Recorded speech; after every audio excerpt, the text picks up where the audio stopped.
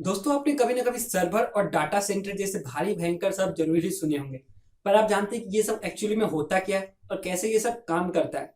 और क्या आप अपने घर में कैसे एक डाटा सेंटर खोल सकते हो, कैसे एक सर्वर को क्रिएट कर सकते हो। तो आज इसी पे मैं बात करने वाला हूँ। तो चलिए शुरू करते हैं आज की वीडियो, क्योंकि ज्ञान बांटने से बढ़ता है। तो दोस्तों सबसे पहला क्वेश्चन जो है वो है, ये सर्वर एक्चुअली में होता क्या है। दोस्तों सर्वर का सिंपली वो मतलब है कि कोई ऐसा चीज जो भी किसी चीज को सर्व करे। अब सर्व करने का मतलब एक कंप्यूटर भी हो सकता है, मतलब सर्वर जो है आपका कंप्यूटर भी हो सकता है। आपको कंप्यूटर से भी अगर आप किसी को कुछ शेयर करते हैं ग्लोबली नेट के थ्रू, तो आपका कंप्यूटर भी एक सर्वर की तरह काम करता है। तो दोस्तों अभी आपके मन में एक सवाल आ रहा होगा कि आप लोग जो गूगल पे इमेज देखते हो सर्वर के, वो अलग होता है, आपको कंप्यूटर तो एक अलग ही तरीके का होता है। तो ऐसा क्यों? तो आप लोग गूगल पे जो सर्वर का इमेज देखते हो वो जो है वो लोग लॉन्ग ड्यूरेबल है, मतलब ज्यादा समय तक चल सकता है, मतलब 3 4 5 साल 10 साल आराम से चल सकता है बिना किसी डाटा लॉस के। और जो सर्वर होता है उसका स्पीड भी बहुत ज्यादा होता है अगर कंपेयर किया जाए एक नॉर्मल कंप्यूटर से। तो अभी आप पूछोगे कि सर्वर में एक्चुअली में होता क्या क्या है, सर्वर में कौन कौन सा कंपोनेंट होता है। दोस्तों कंप्यूटर का सीपीयू की तरह ही जो है एक सर्वर होता है। सर्वर में बस जो है मॉनिटर नहीं होता, कीबोर्ड नहीं होता और माउस नहीं होता है। बाकी का उसमें जनरली सारा पार्ट होता है जो कि एक सीपीयू में होता है। यहाँ पे प्रोसेसर होता है, रैम होता है और स्टोरेज मतलब हार्ड डिस्क भी होता है एक सर्वर में। सर्वर में जो हार्ड डिस्क यूज किया जाता है उसका जो साइज है वो बहुत ज्यादा होता है। अगर आप नॉर्मल कंप्यूटर के बात अगर एक नॉर्मल कंप्यूटर का बात किया जाए तो उसमें जो है मिनिमम या मैक्सिमम जो है नॉर्मल कंप्यूटर में 1 टीबी तक का ही आता है, पर वहाँ बहुत ज्यादा होता है। अगर मैं रैम की बात करूँ एक नॉर्मल कंप्यूटर का, तो उसमें जो 4 से 8 जीबी नॉर्मल होता है। अभी आप लोग बोलोगे कि आप लोग सर्वर कहाँ से आपको मिलेगा एक सर्वर। तो दोस्तों अगर आप कोई छोटा मोटा सिटी में रहते हो तो वहाँ जो है चांस तो नहीं है कि कोई आपको सर्वर मिले, पर फिर भी आप कोई एक बड़ा सा मॉल में जाकर ट्राई कर सकते हो। वहां जाके आप पूछ सकते हो कि क्या आपके पास सर्वर है कि नहीं। सर्वर का मतलब आपको बोलना होगा कंप्यूटर सर्वर, नेटवर्क सर्वर। सिर्फ सर्वर बोलने से हो सकता है वो ना समझे, पर अगर आप एक बड़ा सिटी में रहते हो जैसे कि कोलकाता, दिल्ली, मुंबई, तो वहां पे हो सकता है आपको आसानी से मिल जाए। तो मुझे पता नहीं कि अगर आप एक सर्वर की तलाश करो तो आप जाके एक बड़े मॉल में जाके पूछ सकते हो, पर यहाँ अमेजोन पे बड़ी आसानी से आपको सर्वर मिल जाएगा। आप अमेजोन पे जाके लिखिएगा कंप्यूटर सर्वर, तो वहाँ पे आपको सर्वर की बहुत सारा लिस्ट आ जाएगा। अभी आप बोलोगे कि प्राइस कितना होगा। दोस्तों एक नॉर्मल सर्वर मतलब नॉर्मल काम के लिए जो सर्वर यूज होता है उसका प्राइस है 75 से 80,000।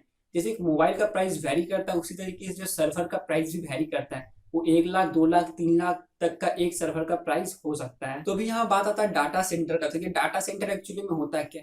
तो दोस्तों डाटा सेंटर एक ऐसा जगह होता है जहाँ पे जो बहुत सारा सर्वर होता है किसी कंपनी का। सपोज करिए फेसबुक है, ठीक है। फेसबुक के पास तो लोगों का बहुत सारा डेटा है, बहुत सारा इमेज वीडियो है। तो उसे जो स्टोर करने के लिए उसे एक सर्वर चाहिए। तो सर्वर में जाके सारा चीज स्टोर होगा। तो ऐसा तो नहीं कि एक ही सर्वर में जो सारा का सारा डेटा वहां पे आ जाएगा। तो सारा का सारा इतना सारा डेटा कि एक सर्वर में तो वो नहीं आ सकता, उसके लिए हजारों लाखों सर्वर की जरूरत है। तो वो जिस जगह पे सर्वर को रखा जाता है तो उस जगह को बोलते हैं डाटा सेंटर। वहां पे वैसे तो और भी बहुत सारी चीजें रखी जाती है उसी सर्वर की रिलेटेड, हो सकता है कोई कंप्यूटर रखा हो। इस तरीके से जस्ट सारा का सारा वहां पे चीज रखा रहता है डाटा सेंटर में। और ये सारा का जो सर्वर है वो तो जितना भी सर्वर होता है वो तार से, तो सभी सर्वर में जो है एक पोर्ट होता है जिससे कि वो आपस में कनेक्ट हो सकता है। और इसी से जो सारा सर्वर आपस में कनेक्टेड रहता है और इसका परफॉर्मेंस अच्छे से चलते रहता है। और यहाँ सबसे बड़ी बात आती है कि आप घर में मतलब आप खुद से क्या कोई डाटा सेंटर बना सकते हो, कोई सर्वर को यूज कर सकते हो।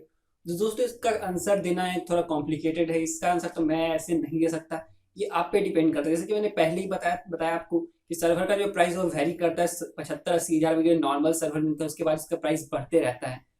तो दोस्तों ये आप पे डिपेंड करता है कि आप कौन सा सर्वर लेना चाहते हैं, आपको सर्वर चाहिए कि नहीं।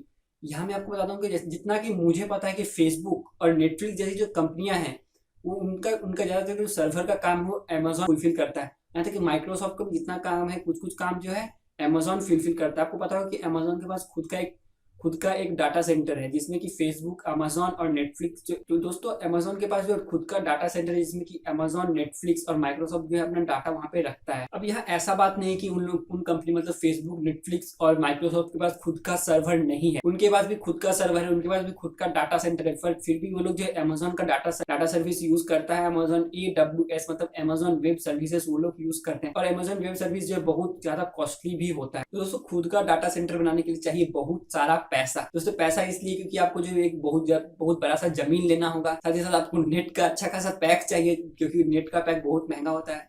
तो ये तो बहुत नॉनसेंस की बात है क्योंकि नेट का पैक बहुत महंगा हो गया। दोस्त जो कंपनी डाटा सेंटर बनाएगी उसके पास इतना पैसा तो होगा ही कि वो जो है नेट का पैसा दे सके। तो इसे इग्नोर करते हैं। तो दूसरा बात, तो यहाँ दूसरा बात जो होता है वो होता है बिजली का, मतलब इलेक्ट्रिसिटी। इलेक्ट्रिसिटी जो है डाटा सेंटर में बहुत ज्यादा कंज्यूम होता है, क्योंकि यहाँ पे बहुत सारा सर्वर होता है, एक नहीं, 100 नहीं, हजारों लाखों सर्वर जो है डाटा सेंटर में होता है। इसका पावर कंजम्पशन बहुत ज्यादा ही होता है, उससे पैसा जो है बहुत ज्यादा खर्च होता है। दोस्तों, अगर आप खुद का कोई ग्लोबल कंपनी खड़ा करना चाहते हो जो कि पूरा ग्लोब में सर्व करे, जिसका मतलब यूजर जो आपके डाटाबेस में है कि डाटा को डाले, डाटा को निकाले, डाटा को अपडेट करे, डिलीट करे, मतलब खुद का डाटा जो जो कोई यूजर डालना चाहता है, तो आप उस केस में आप चाहे तो डाटा सेंटर बना सकते हैं।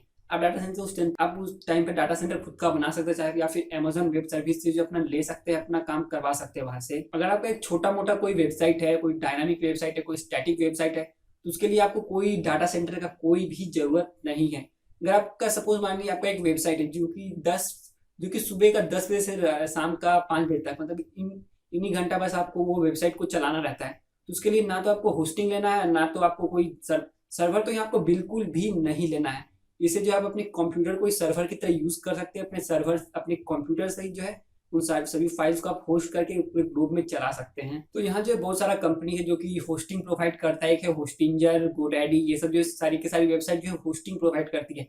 मतलब क्या करेगा वो लोग, उनके पास जो सर्वर्स है, उनके सर्वर्स में वो लोग जो आपको थोड़ा सा स्टोरेज दे देगा आपको अपना फाइल वहां पे रखने के लिए, ताकि आप अपना फाइल जो पूरा ग्लोब में सर्व करवा सके। तो अभी आपके मन में सवाल होगा कि कौन कौन सी ऐसी कंपनियां हैं, कौन कौन से ऐसे लोग हैं जो कि पर्सनल सर्वर यूज करते हैं। दोस्तों, आप लोग जो हॉस्पिटल को विजिट करते हो, जो बड़े बड़े हॉस्पिटल है, तो उनके पास जो है खुद का सर्वर होता है। वो लोग किसी से होस्टिंग नहीं लेते, कोई भी डाटा सेंटर, भले उन लोग के पास कोई डाटा सेंटर नहीं होता है, पर उन लोग जो है अपने हॉस्पिटल के अंदर ही 1 या 2 सर्वर को रखते हैं, ताकि उनका जितना भी रिकॉर्ड है वो हॉस्पिटल के अंदर ही रहे और कोई भी बाकी किसी लोग के पास वो नहीं चला जाए। दोस्तों, डाटा सेंटर में जो सर्वर का जो मतलब मेंटेनेंस का काम है, उसका जो देखभाल करना है कि वो सही से काम कर रहा है कि नहीं, कहीं वो अप है या डाउन। अप या डाउन का मतलब ये होता है, सर्वर अप मतलब कि सर्वर हाँ अच्छे से चल रहा है बिना किसी प्रॉब्लम के, और सर्वर डाउन आपने सुना होगा। तो सर्वर डाउन का मतलब होता है कि सर्वर अच्छे से नहीं चल रहा है, वो रेगुलरली उल्टा सीधा जो है एरर जनरेट कर रहा है। एरर जनरेट करने का मतलब है कि कभी वो 502 का एरर दे रहा है, कभी 504 का एरर दे रहा है, कभी कभी ये भी होता है कि वो 404 का एरर देते रहता है, जो कि उसे नहीं देना चाहिए। तो इसे फिक्स करने के लिए जो काफी अच्छा खासा लेबर लगता है,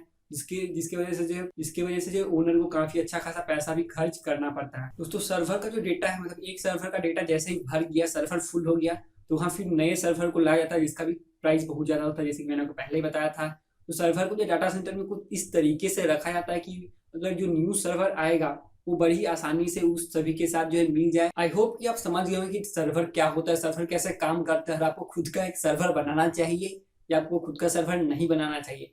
अगर आपको लगता है कि मैंने इस वीडियो में कोई भी ऐसा पॉइंट है जो मैंने गलत बोल दिया, तो आप मुझे नीचे कमेंट कर सकते हैं, या फिर आपको लगता है कि मैं कोई ऐसा पॉइंट है जो वीडियो में बोलना भूल गया हूँ, तो अभी आप मुझे कमेंट कर सकते हैं।